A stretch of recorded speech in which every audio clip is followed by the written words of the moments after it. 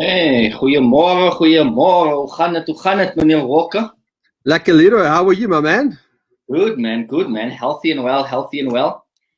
That's all that counts. Yeah, a few people were slightly upset when we didn't do it last week. So, no problems. Well, at least now there's a lack of view for everyone, eh? Exactly, it makes it better. I don't know if it makes it better or if it makes us jealous, but some it looks cool.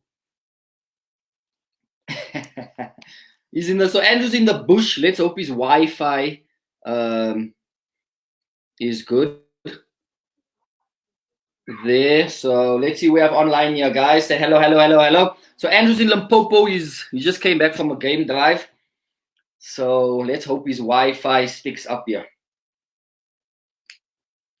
Oh man, Wi-Fi is bad. Ronaldo, how's it, Mr. Refi? How's it, man? So let's see here. Okay, Andrew froze. Okay, so guys, today while we're waiting for Andrew to sort out his Wi-Fi, today we have Walker, guys, the CEO of the South African Property Investors Network and the CEO of the Property Academy. So we want to chat to Andrew today and take us through his property journey, take us through how he got started. And as you guys saw in the marketing, it says that Andrew's been involved in more than 600 property transactions. So that's a lot, eh? And so we want to hear from Andrew. How do you get involved in 600 property transactions? And I was at his 40th birthday a month or so ago. And so he's done that before 40, eh? So that's quite cool. So guys, what I want you to do while waiting for Andrew, as I said, he's in the bush. Like this, share it, please. We're on episode 8. So go to my YouTube channel as well, Leroy Slava, and subscribe to my YouTube channel where you can watch the other interviews with Bernard Parker, with Umbiza, Fanny Park. We've got, okay, it seems like Andrew's back there.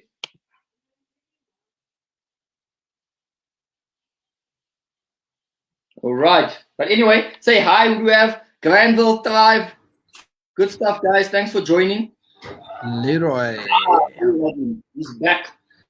Sorry, he's man. Back. Not sure what happened. No, I told them you're in the bush now. You just came back from a game drive, so back the in Wi-Fi. Town. I think that's just a bit of an interconnection.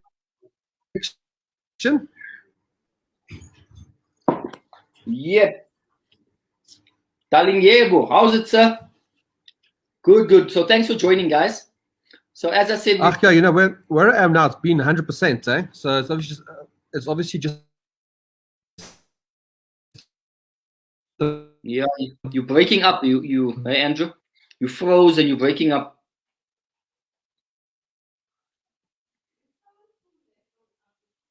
Okay, so let's see here. Okay, guys, so while we wait for Andrew, let me read his bio for you. So Andrew, the CEO of the SA Property Investors Network and the Property Academy. Yeah, it's dipping.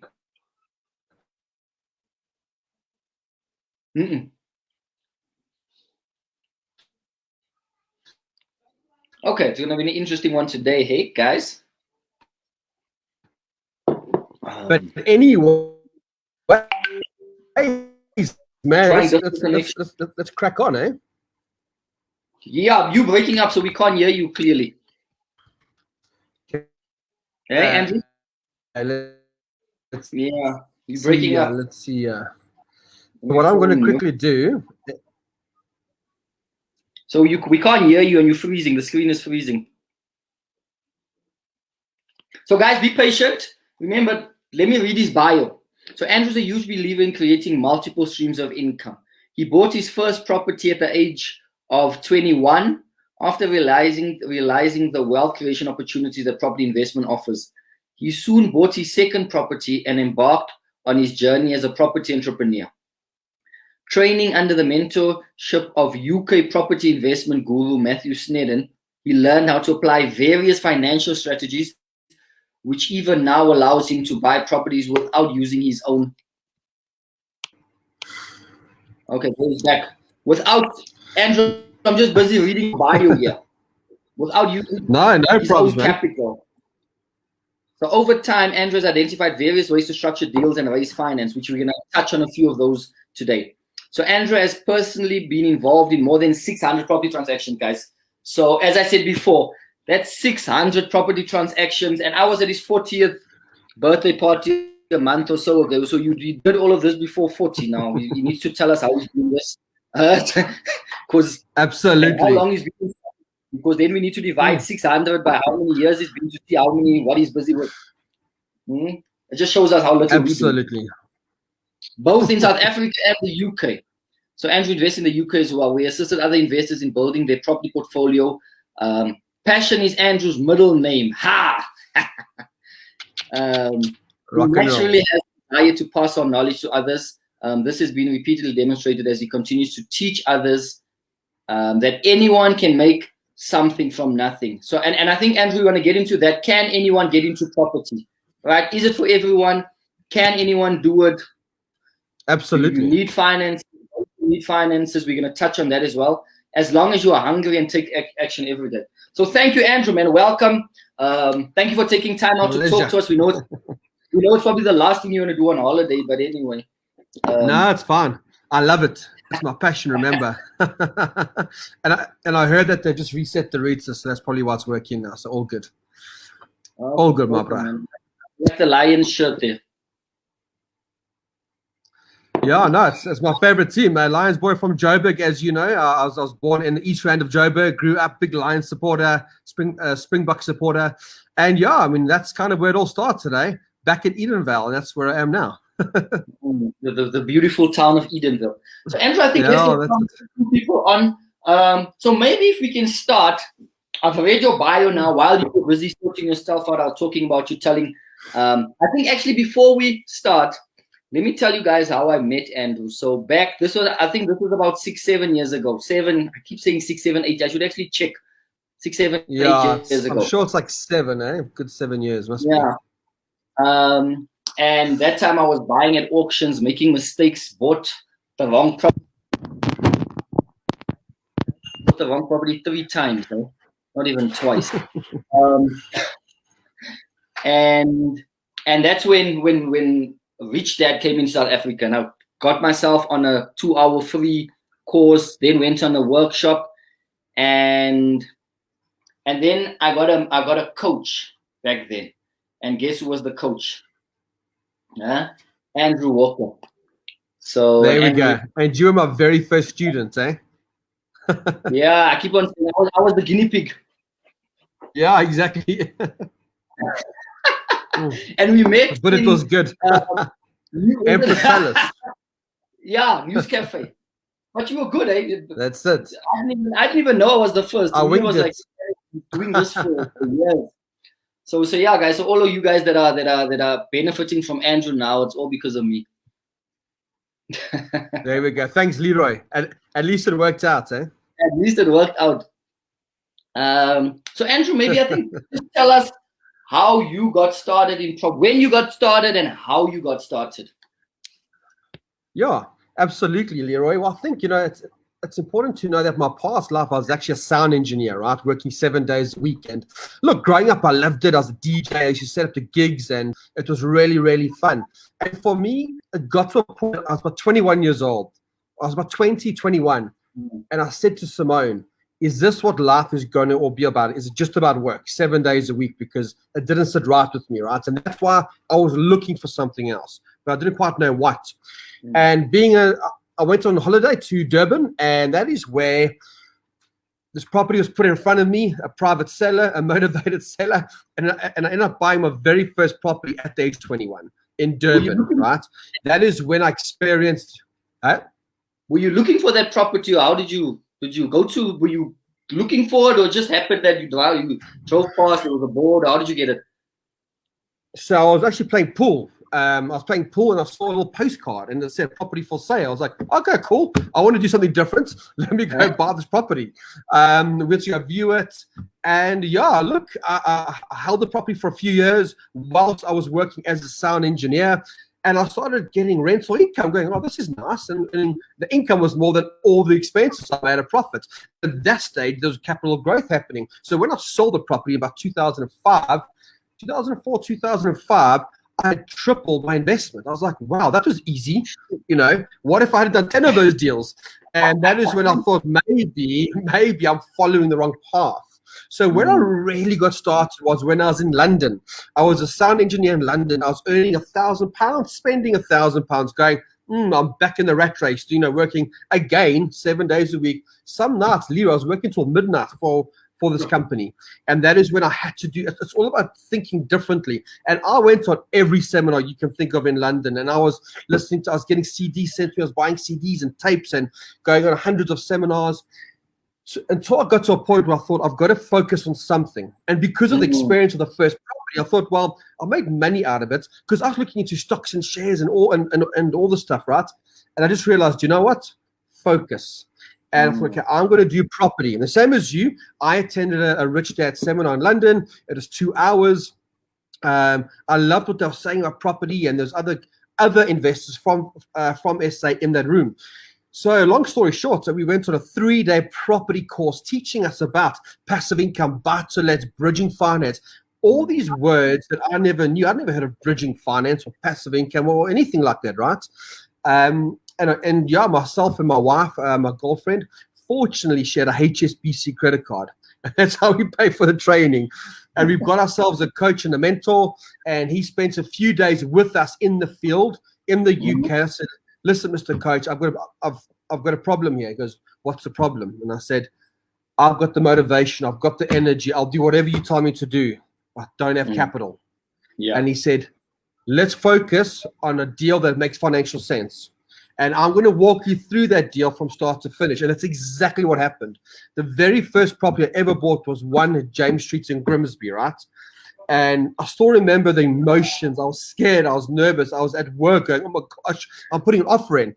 I put an offer in just short of £50,000. But this is that one deal, Leroy, changed my whole concept. Everything I'd learned on the 3 days now became a reality. Why? I got bridging finance based on the future value. So I got a percentage on the future value of this property. It's a very basic 2-bedroom end terrace. So 2 bedrooms upstairs with a lounge downstairs and a bathroom downstairs and the kitchen. Very with basic terrace property. One family. Yeah, very simple, very basic. And I've got, so instead of the bank saying what's the purchase price, the bank said what's the property going to be worth after the renovation.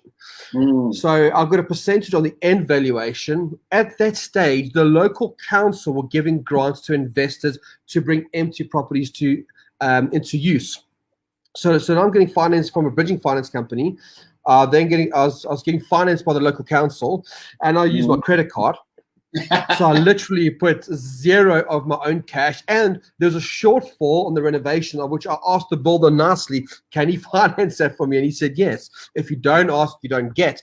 And I bought this rundown property. I renovated this property, and my coach guided me through the whole way, going, well, what's the next step? What do I do? What tradesman must I get in? Because I never knew. And if I never had him guiding me along the way, I'd never be where I am today, because he literally walked me through the whole process. And about 3 months after the renovation, I went to Leeds Building Society and I refinanced the property. I put all that cash back out the deal. And that is when I learned money in, money out, asset for life. And I ended up with a property where I had no cash left in the deal. I was making about £200 net profit. And that was the beginning of the 600 transactions. Because if I could do it for myself, I could help other people do it. If that makes sense. Andrew, just to stop you for a while. So you used Simone's credit card. Cha-ching. Cha-ching. Council financed you, which obviously this is South Africa. I don't think we don't get the no. And you got bridging finance. Yes. And they gave you the value of the property when not as it was at the time, the done-up value. Yes. So can we do that in South Africa? I actually know we can't do some of it, but yeah, it's very limited here in South Africa. They will always work on the purchase price. Yeah. Never what the property is going to be with. What you can do is register a higher bond. So if you are going to be getting a bond, and just say for argument's sake, the purchase price is 1 million rand. The banks will always lend on that R1 million, a percentage of the million, right? However, at the deeds office, I can register the bond not for 1 million, but I can register for say 1.5 million. And 3 months or 6 months after the transfer has taken place and I've renovated the property, I can get a drawdown from that bond.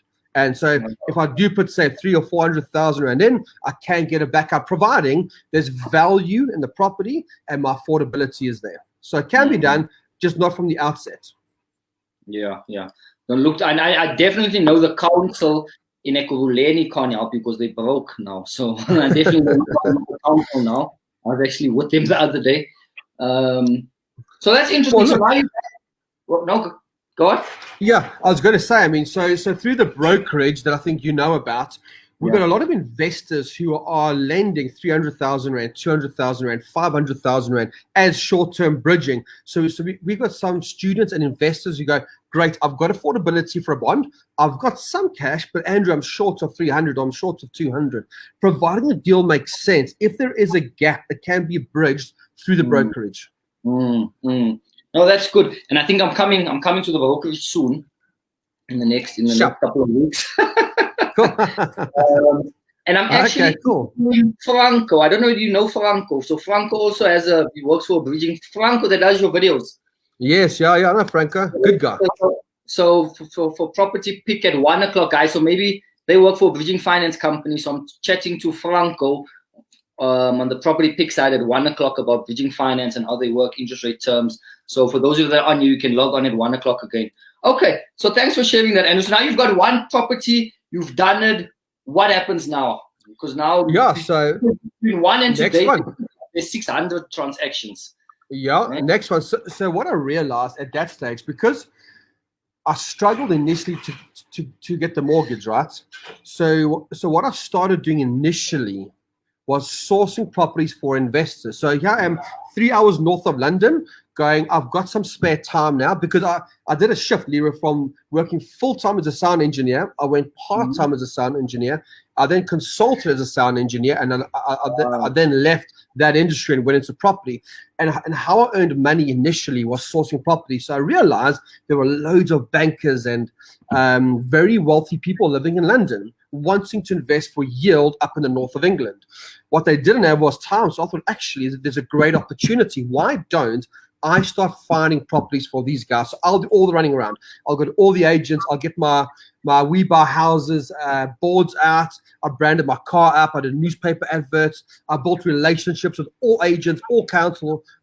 I won't say all the builders, but most of them, saying, listen, guys, there's a whole group of London investors looking to invest in Grimsby. If you can help me find stock, I can source those properties on, and I charge about £3,000. So that's where the 600 properties came through, because on a regular basis, full-time, I was sourcing properties every single week. Sometimes there's a portfolio of 20 properties, sometimes a portfolio of 5 properties. And all that happened was myself and Anthony Stott from Port Elizabeth and Katie Heath from Australia, we got together. And we were just sourcing, Leroy, but it was a very basic type of deals. It was your buy-to-let or your HMOs. And these often, 99% of them were your rundown distress. So we'd go in there, buy it below market value, renovate the property, force appreciation up. And then what I did, Leroy, is as I went through that journey, I would then cherry pick properties for myself and Simone. So, okay, great, I've sourced 5 properties or 10 properties, and I was like, okay, great, I'll take that property. And that's when I started doing joint ventures. So I'd say to an investor, cool, it was Peter and Rasheen, they were in their 50s or late 50s at that stage. And I said, listen, I've got a great deal. I know you've got some finance. Should we do a joint venture? I've found the deal. I'll project manage the deal, and I'll let the deal out, and you just finance it for us. So we've got the bond. They put all the cash in. I did all the groundwork, and that's how I got going. So I started realizing there was institutional finance, and I started now dealing with private investors going, can you fund the deal? And again, if it makes financial sense, if it's in a decent area, if it gives a decent return, there are people out there going, I need and want to invest, but I don't necessarily have all the time.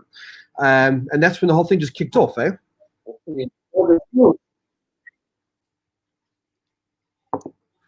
Hello? Are you still there? Yeah, I'm here. Went away. So Andrew, just just there. I think a lot of people, we've been doing these trainings for a few years, and a lot of people come in and they come into property and they say, listen, you know what? I'm going to go full time. I'm going to leave my job.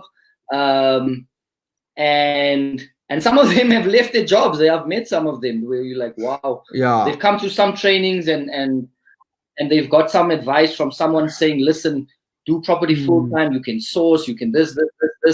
And they leave their job and they find out, wow, this thing is not as easy and as simple as they thought it would be. So what was interesting, you said you first went part-time, then consulting, then you left your job. Exactly. So you've got to make sure. I still remember my second coach, Mark, he said to me, never just quit the job and get into property. Give yourself 6 months leeway, as in have 6 months salary in the bank account and do it gradually. So that's exactly what I did. So I was full-time sourcing properties, but I was restricted, right, because I was still working full-time. And then as I was starting to get a bit of momentum, I went part-time, and that freed up 2 days a week. So I'd go from London on a Monday morning, early, like literally 5 in the morning, and I'd come back late Tuesday night, and I gave myself 2 full days in property, and I got more momentum, and then deals started coming through. But it took months. It didn't happen overnight, and it got to a stage then where I needed more time in property and the momentum. So I made sure that I didn't just quit one and start the other. I made sure that there was momentum. And the hardest thing for beginners is getting that momentum, because the idea of the thought is there, but property takes time. Deals fall through. To get to the good deals, you have to get exposure. You've got to go to auction houses, private sellers. And if anyone said, well, Andrew, what should that timeline look like? Don't expect to get great momentum in under 6 months. You're probably more like up to a year. Expect to put some hard graft in for up to a year, and you'll get momentum. What do you think, Leroy? No, that makes sense. I don't know. Something just happened here on my screen. I'm trying to. There we back. No, cool. It's a time, mate. I think for me was what also took time. Spending a lot of time with you was building up the confidence to saying, listen, that you can do this. And I think that was one of the things on my side that took a bit of time. But now, Andrew, the difference between the UK market and South Africa, what would you say is the difference? What do you say? Obviously, there's a lot of differences, but you started in South Africa, more in the UK, and now you're still buying. Are you buying more in the UK or more in South Africa now? Yeah, so I'm still very active in both. So right here in South Africa, I've got a flip going on in Glenmarais. We've got a multi-let going on in the West Rand of Joburg. In fact, 2 multi-lets. So I'm very active here in South Africa. And in the UK, I mean, look, I've been there 15 years. As you know, Leader, I used to travel there every 2 months. But because of COVID, I can't. But I've got a great team over there. So we're still sourcing deals, buying deals, renovating. It's very active. The UK market now is hot. As in, there's a lot happening in the UK right now, which is good. But it's the same in South Africa. There's great opportunities right here in South Africa. You know, and one thing I'm seeing, why do you think that?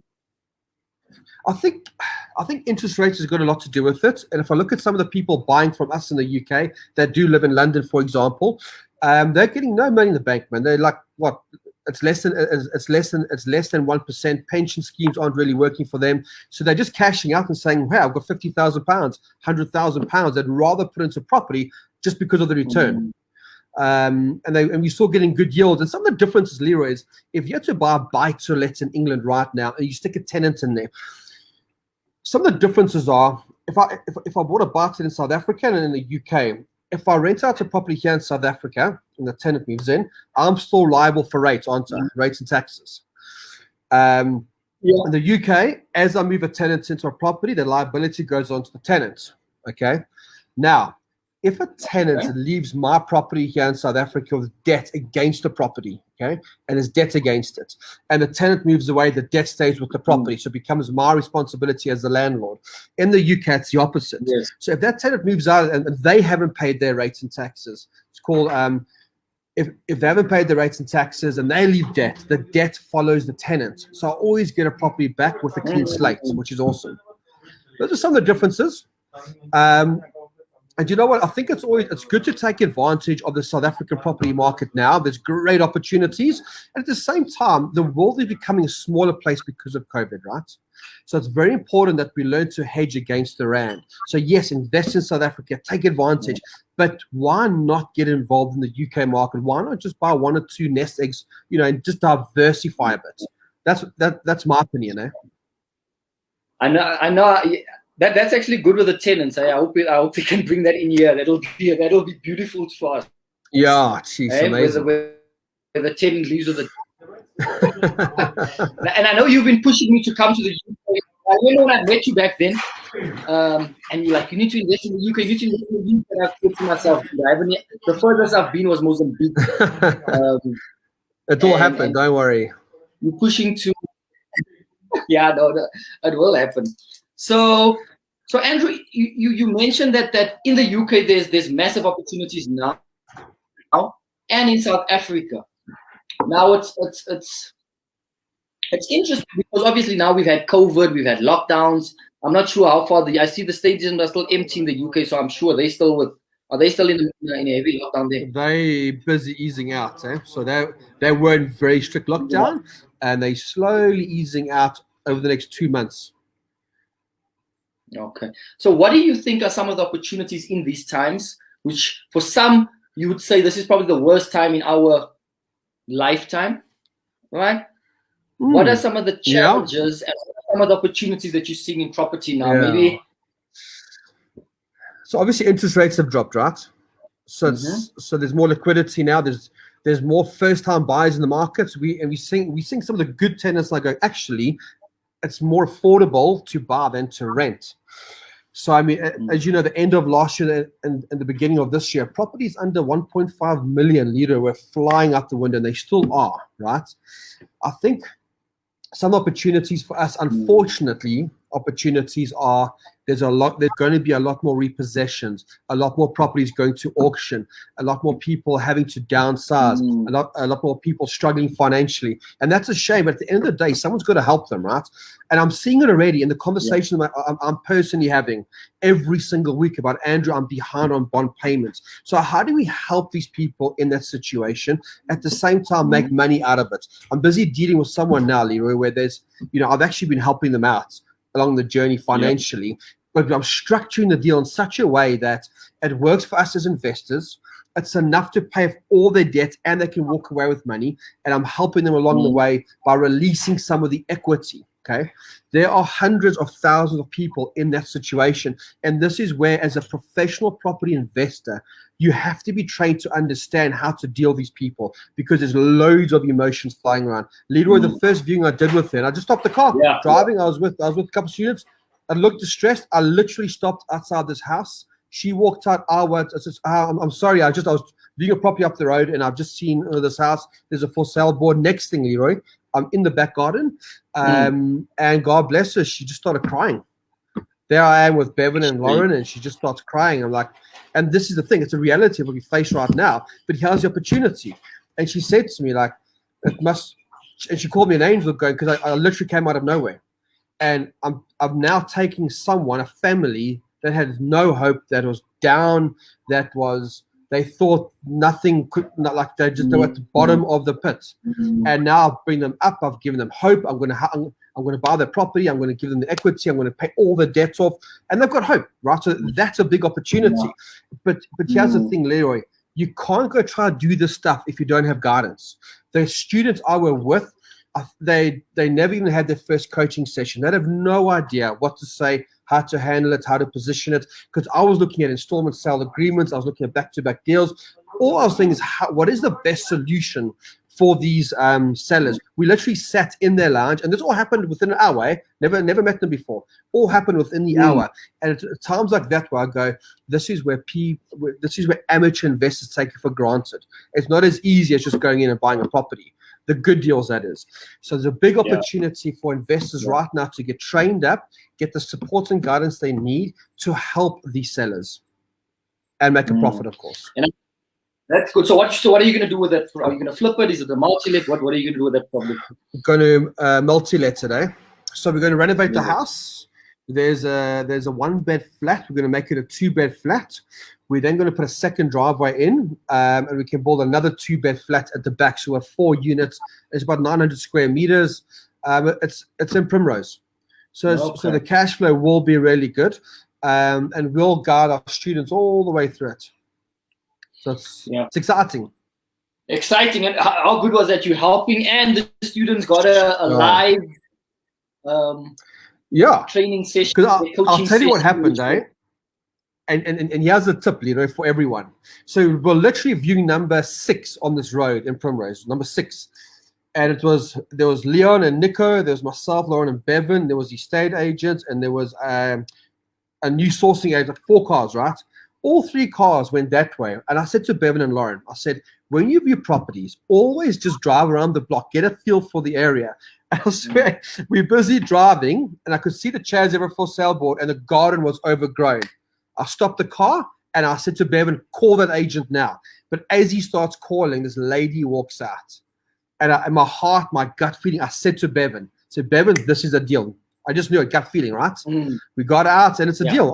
That offer, Leroy, if I'm not mistaken, got signed this week by the buyer, or last week by the buyer, and the deal's done. But how many other people are out there in that position right now? Sure. Thousands, maybe millions. I'm not sure, but a lot now. Yeah, exactly. Yeah. So there's definitely not a shortage of deals, Leroy. Yeah, I know they're out there, and I like the old school way. People are saying, "How do I go? Do I go online?" Sometimes it's good just to drive the streets, the old school way. Yeah, exactly. I used to call it in the UK the empty home strategy. Just go and have your leaflets with you that says "We buy houses for cash." Have your business cards, have your leaflets, have your car branded. And when you do see it, knock on the door and say, listen, I'm looking to buy my next investment property. Are you open to selling? Or do you know of anyone that is? Or put your leaflet through the door. Get out there and get busy. And these are all things that you learned on your 3-day one with your coach. We've got a few questions here, Andrew. I think we'll get to them in a couple of minutes.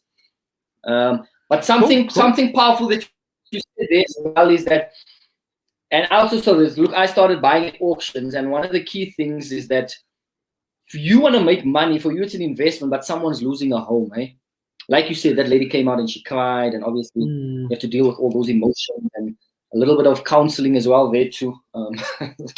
So you say the opportunities are that there's a lot of properties coming to the market. A lot of people lost their jobs, so you can help these people, and in that help yourself as well. Yeah, and I think where there's other opportunity as well is, if I just come in there quickly, there's another opportunity. Is multi-lets, Leroy. Because think about it, people are downsizing, not upsizing.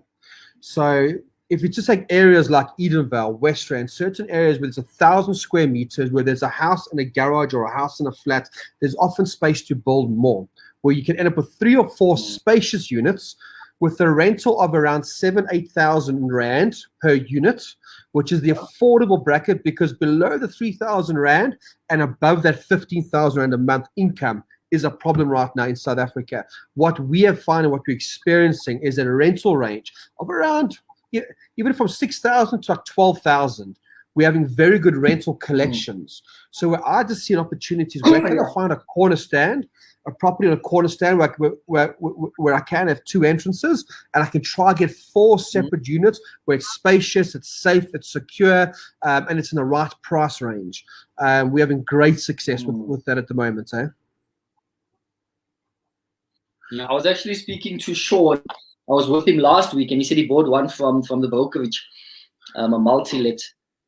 I'm not sure where it is though, but Sean from Boxford. So I think before we get into the questions, go ahead, Andrew. Sorry. No, I was just going to say it's in Clipper Park. It's on a good main road in Clipper Park. Again, it's the right price bracket, and lots of people around that area looking for 1-bed units and 2-bed units. So that's a few good tips there, guys. Multi-let, corner stands where you can have 2 entrances and put 4. Obviously, you need to check zonings and stuff with your municipalities, right? How many units, absolutely. Andrew, how many can you put onto one stand without rezoning? Let's say in Ekurhuleni, let's use Ekurhuleni or Joburg. Yeah. So I mean, Ekurhuleni, your res one is still your main dwelling with a second dwelling. But as soon as we want to start building the third, the fourth dwelling, we must consult the town planner and make sure that we do comply. Whereas if we go to COJ, we can have 2 units. So this is what some people are doing, Leroy, is they'll go by, say, 1,000 square meters, and there's a house, and they can have 2 units, but they'll subdivide it into 2 earths. Now they can get a house with 2 units, and on the other one, a house with 2 units, and they end up with 6 units. So it depends on the municipality. I know Mkhali City is looking at changing their res as well, looking for more accommodation in and around Joburg. But my advice is always to stay legal. Just consult a local town planner, which you will find at the SA Property Investors Network. Yeah, no, that's true, because I'm seeing in Germiston that these guys have built like 50 rooms and stuff, and the municipalities are coming and clamping down on them now and saying, listen, this is res 1, but you've got 50 rooms on this in Dalview and in these big stands. These guys are, I was there yesterday, many rooms.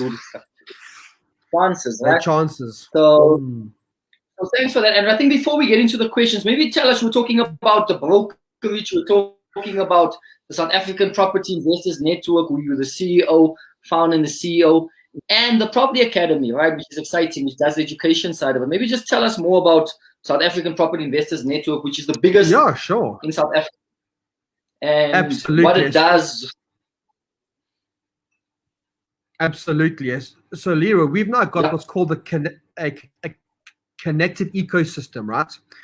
So Square Feet holds the SA Property Investors Network. The SA Property Investors Network is a platform for like-minded property investors, for guys like you, me, Brandon, all the guys on this show, people that want to be connected in the property industry. That's where SAPN exists. It's a membership-based business, right? And this is where we connect people, whether it's the bank, whether it's other investors, whether it's Marisha from Gauteng Property Inspectors, and then the Property Academy, which is also owned by Square Feet. The Property Academy is like Wits University. This is where you can choose a mentor, choose a coach. This is where you can get the education around flipping properties or buy-to-let or Airbnb.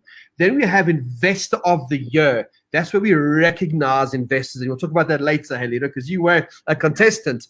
And then we have what I call the brokerage. It's an estate agency for property investors. So unlike a traditional estate agency that looks for any deals, we're a traditional estate agency in the sense that, yes, we're part of the EAB board, we have the principal in place, but we go out hunting investment-grade properties, and we also have a pool of funds to help bridge renovation costs, transfer costs. So if people are short of a few $100,000 and the deal is good enough, the brokerage can assist in raising finance. And then we have Preferential. That's part of our ecosystem, which is an online, it's an online management tool for people that self-manage. So 75%, Leroy, of South Africans self-manage their properties.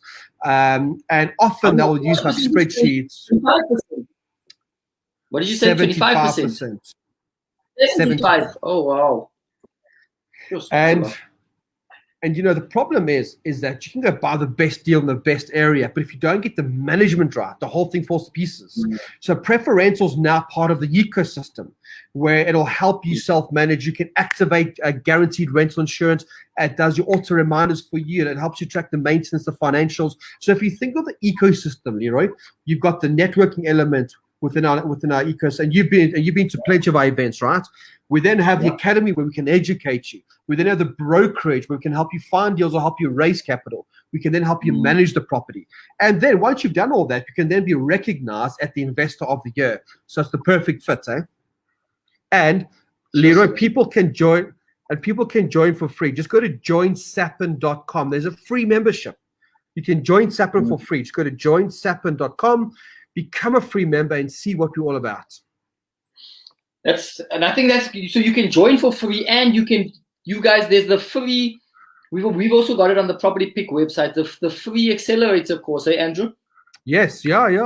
On your website, absolutely. If you scroll down, it'll say the free accelerator course. So within SAPN, there's a free membership for all of you, and then within the academy, there's the free accelerator course, which they can find on your website.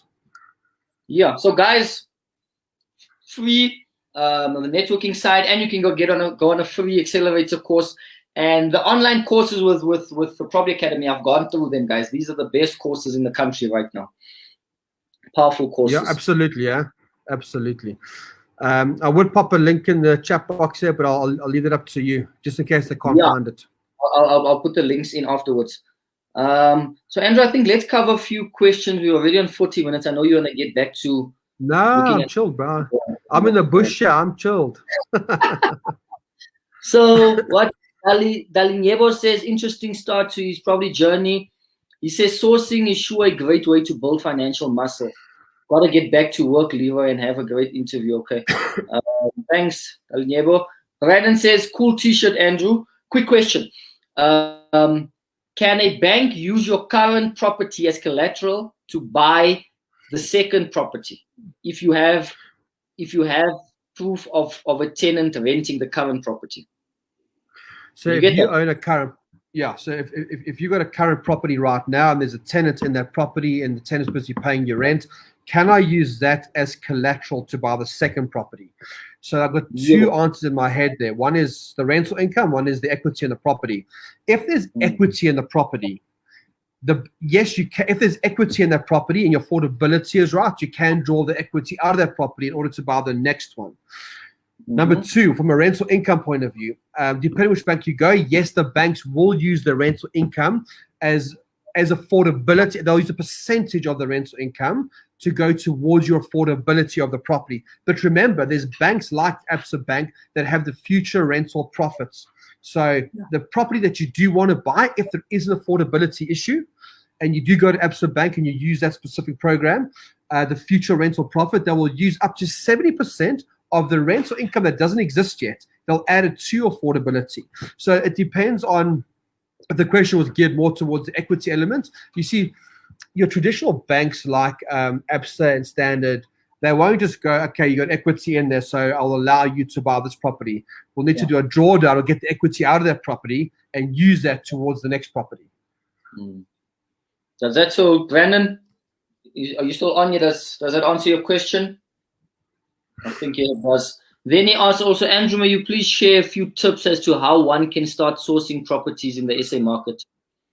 Okay, cool. I think the first thing is, when we do talk about sourcing properties, remember, whether you're an estate agent, whether you're a letting agent, or whether you're a sourcing agent, and if you're going to start earning commission, you do need to be registered with the Estate Agent Affairs Board. You do need to become an intern with an estate agency just to make sure that you are legal. But there's a massive opportunity in the property investment arena, and that, by the way, is something which we can help people with. There's a massive opportunity with busy business owners right now, people wanting to invest. We've got lots of people in Zimbabwe, lots of people like doctors, people are traveling, but they want to invest here in South Africa. But they want to buy investment grade properties. So if you want to become a good sourcing agent, remember, estate agent works for the seller. Us as sourcing agents work for the investors, where we will charge a commission. You need to be trained up as an investor anyway, right? So you need to know, how do we get off-market deals? How do we get private sellers calling us? Yes, we can do it through an estate agent, and we are right now. It's just easier. So my number one tip is get educated, number one. And what I mean by that, part of the education you will be, how do you run the numbers? What is gross yield? What is return on investment? What entity should you buy in? How do you find, and Leroy, it's one thing finding a deal. It's another thing negotiating a deal and going, how are we going to buy the property? Are we buying it through the installment sale agreement method? Are we buying it the conventional way? Are we doing a back-to-back? Are we doing an assisted sale? There's so many different strategies as to how we can extract the money out of it. And when you need to learn how to do that, and that doesn't happen overnight. But once you understand that, and it'll probably take you, I would say, Leroy, 8 months. It takes quite a while to really understand it, right? Because you need the practical experience in the field. But once you crack that and you understand all the different ways of how to acquire property or control a property and how to extract the money out of a property, and you know how to negotiate with a seller, that is, Leroy, that is when the money will start popping in. That's where you start making 100 grand a sourcing fee, 60K a sourcing fee. So if you just did one deal a month and you could earn an additional 50, 60,000 rand, Wow, and you keep it legal and you keep it safe. That's good money. It's good money. That's good money. So Andrew, did we say that now that you're talking? So are you telling us that anyone can get into property? Are you saying property is for everyone, and that anyone can get into property? So I'll say yes with a caveat. If you're not willing to take any risks, if you're not willing to put the hard work in, then property is not for you, because there's this concept, there's this perception that property is easy, perception that I'm going to become a multi-millionaire. It doesn't work that way. It takes years. So it's definitely so anyone can do it, yes, but you've got to have the right attitude and mindset. You have to understand that's probably going to take a few years to get real momentum. Yes, if we push hard within the first 12 months, we'll get momentum, okay? But don't just quit your job and start property. You can do that if you have at least 6 months' salary in the bank account. But don't think that you're going to jump into property and make money in the first 2 months. Okay, it's going to take time. So, Leroy, I've had success with 18-year-olds. I've had success with 50-year-olds. I've had success with 30-year-olds. And the people that are successful in property when they start from zero are people that are humble, are people that understand that they must always ask before they act. Are people that keep coming back to networking events, or people that keep coming back to our coaching sessions, because the more they learn, the more they earn. So property is for everyone, providing everyone has the right mindset. If that makes sense? Yeah. So anyone can. You just need to have the right mindset, get the right education, right? Get the right education, have the right mindset, and surround yourself with the right people. Is that what you're saying there, Andrew? Absolutely, yeah. Because the people that don't make it, the people that do come into property and then leave property, are people that think that it is going to be a quick success. Think that, I thought I was going to make lots of money in 3 or 4 months. It's that mindset was wrong. So but that's, stay close to fire within our connected ecosystem, Leroy.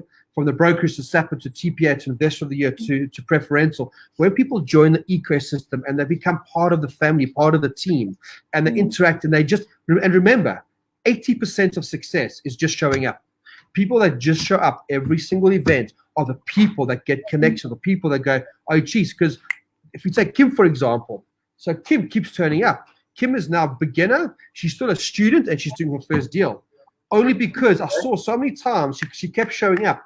I connected to Henry. She's now part of the coaching journey, and she's busy looking at her very first investment deal. So people that show up are the people that become successful. Okay, awesome, man. So, and do you need money, Andrew? Do you need money in property? So look, it makes it easier when you have your own money, of course. It's always easier when you're sitting on hundreds of thousands of rands or millions. The reality is you can do it by using other people's money. And again, it's not a case of just going, hey, you can have R1 million. Hey, you've got to build relationships with people. People need to like, trust, and respect you.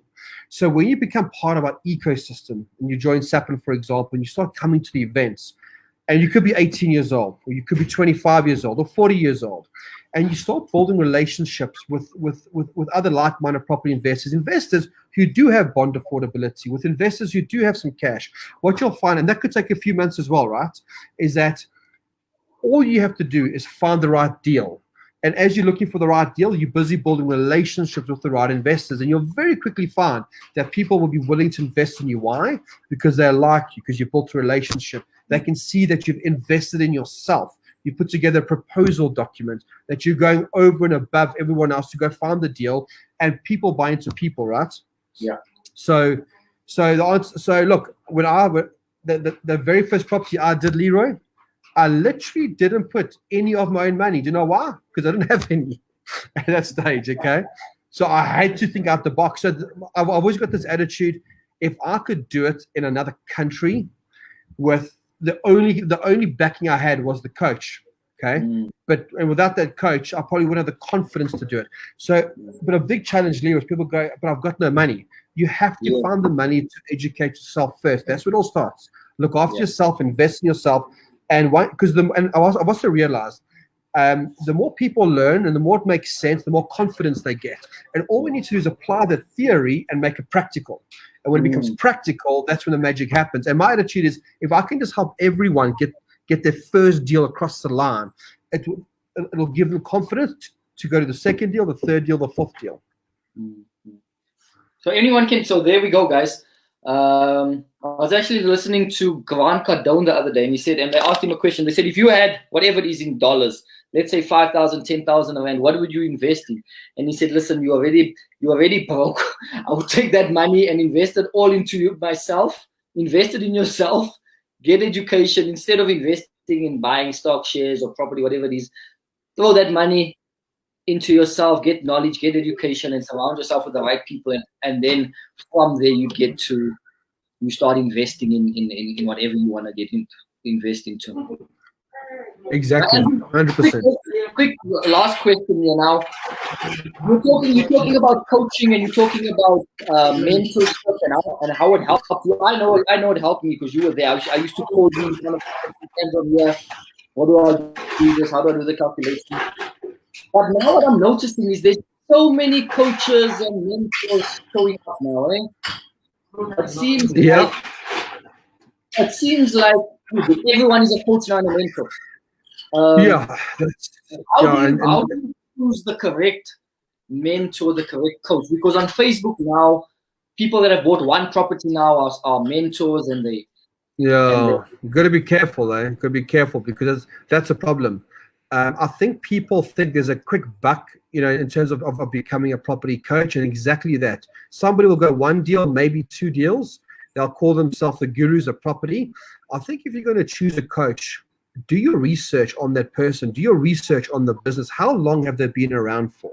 How many students have they helped? How much time do they have? Because if you look at our organization as an ecosystem, right, we've probably got about 12 different coaches on board right now. And the reason we have a range of coaches is because I know for myself, I'm a business owner. I can't coach everyone. I haven't got the time to do it, right? So I'll coach a percentage. I'll coach a handful. And it's the same with all the other coaches. And within our organization, we actually have an action coach that coaches our coaches to ensure that we are coaching our students correctly, right? To ensure that we get success out of every student. So I think my advice to everyone is, if anyone does want to get a coach or mentor, don't just listen to someone for the first time and choose them as a coach. Do your due diligence. Go with a company that's been around for a long time, someone that's out there doing it. Because I've also seen two different type of coaches, Leroy. The coach that is actually doing it, that you can go into his or her properties and you can walk the streets and you can see the properties they've done. And then you get the coaches who may have done one or two deals, but they're not practicing what they preach, right? They're teaching the theory part of it, but can't apply the practical part of it. So I think just do your research, Yeah, awesome. Good advice there. Do your research, guys. And I think Alistair says, sounds like I think he's talking about the Primrose property. Sounds like a property I viewed in Main Road. Is that in Primrose, Main Road? I'm not sure. Yeah, no, it's a different property, There wasn't on Main Road. Okay. Victor says, quick question. Bought a property last year in a particular complex and wish to buy another one in the same complex for rental. Will I be able to finance from the bank? I have been paying my bonds as well.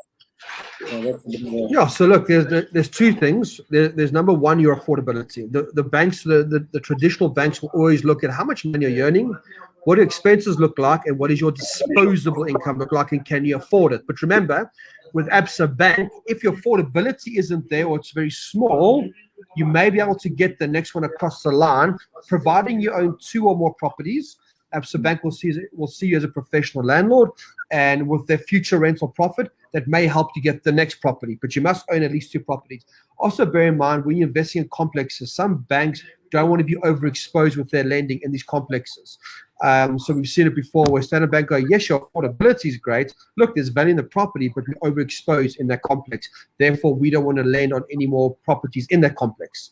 So just keep that in mind. And remember, when you are buying complexes, just make sure you ask for the financials of the body corporate. Are they being kept up to date? Make sure you ask the question, are there any special levies?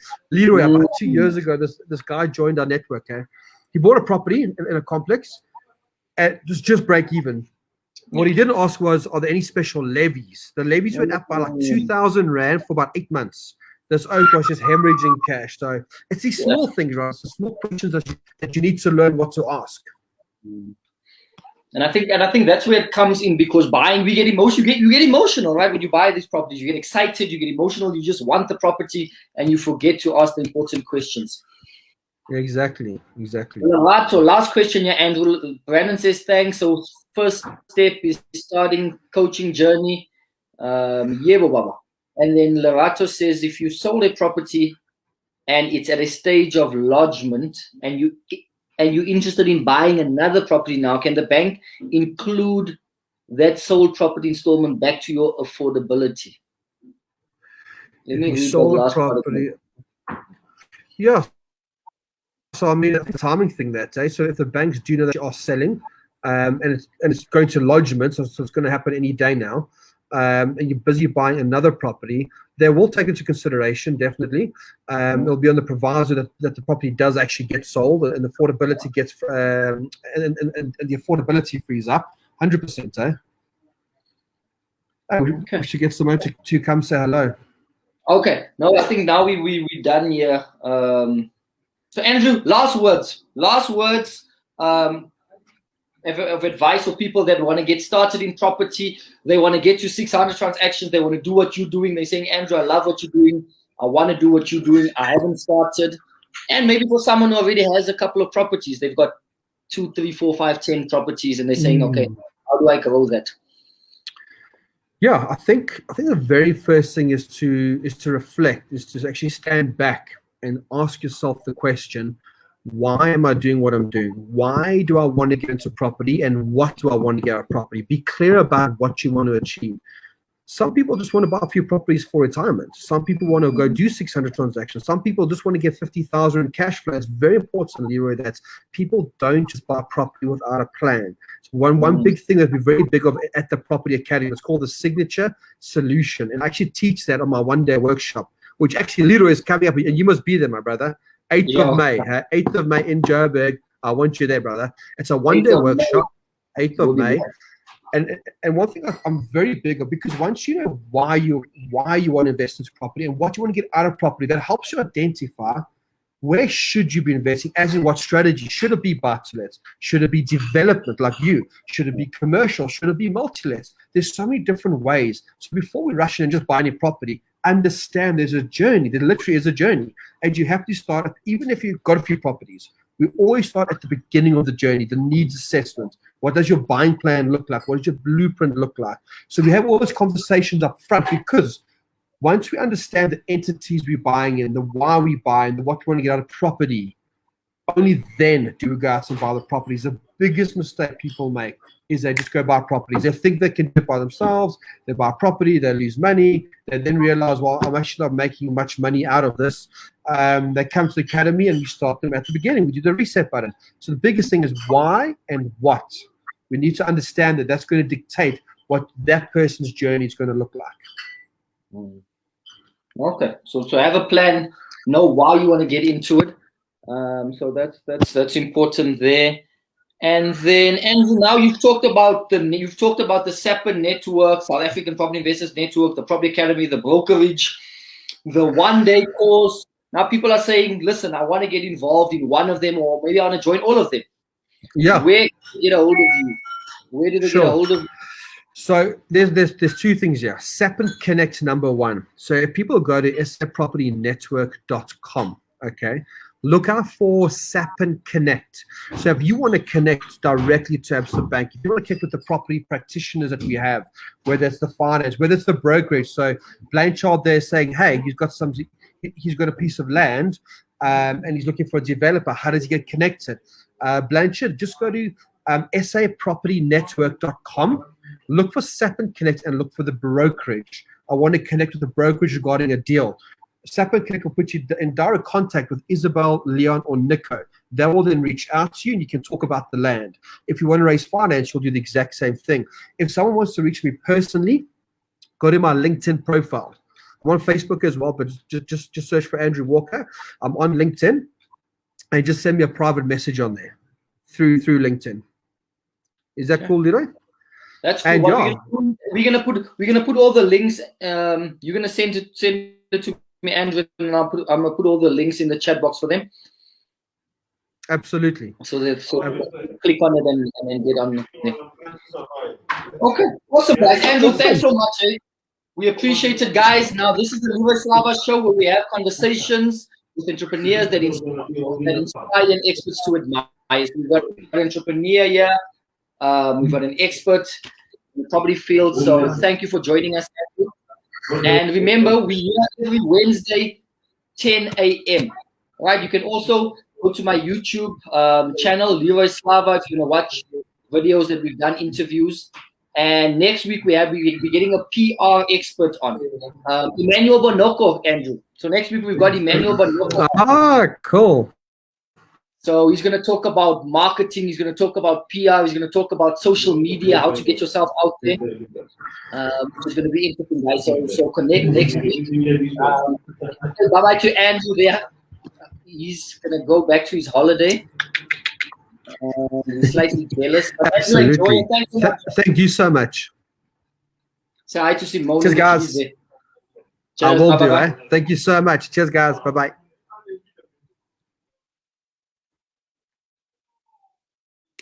Okay.